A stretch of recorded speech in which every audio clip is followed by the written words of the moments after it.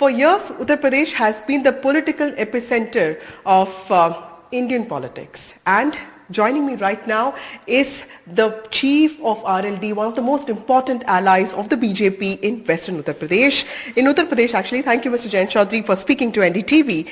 Sir, how would you see the first two phases that went by? The polling turnout, especially in places like Mathura and Muradabad and Muzaffarnagar, has been a cause of worry because it's been at least 4%. How do you see this, sir? Well, firstly, you mentioned that UP has been the epicenter of national politics, and it's a matter of pride for all voters of UP that Prime Minister is a candidate from our state. And even in the past, we have chosen and voted for Prime Ministers and selected Prime Ministers. So at the national footprint level, UP is very important. It is a matter of concern that voting percentages have dropped. There are several issues at play.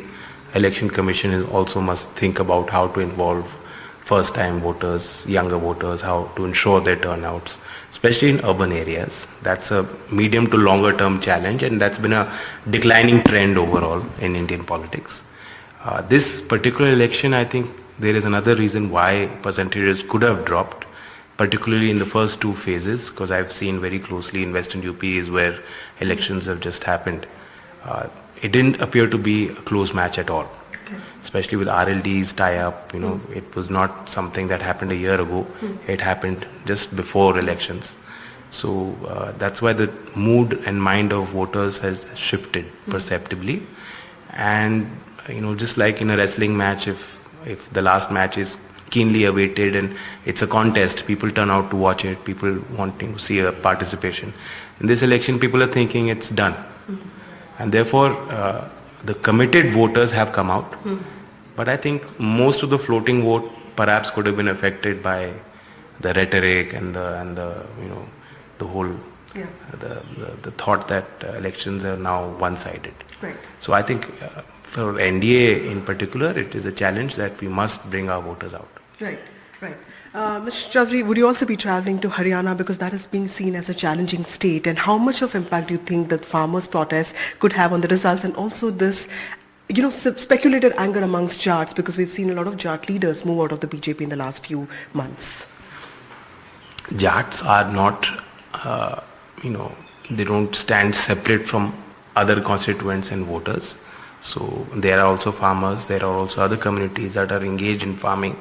Jats are at the forefront of social movements, and they are very vocal, and that's why I think they get mentioned more in political commentary. I think a lot of it is overstated, the resentment or anger. Some of it may be real, some of it may be rooted in real challenges and issues, and those need to be addressed. That has been RLD's stand. On farmer protests in particular, we were very, very active on ground. I wasn't just tweeting. I was going to all the morchas. I was doing langar seva. I didn't care if I was on the munch giving a speech. I sat amongst the farmers. And there is a goodwill for our politics, our legacy of taking up strong causes of farmers. I think that has stood us in good stead. And we will stand in solidarity with farmers. We will try and take their issues on board with government. And I do feel that government has also addressed and seized of this matter.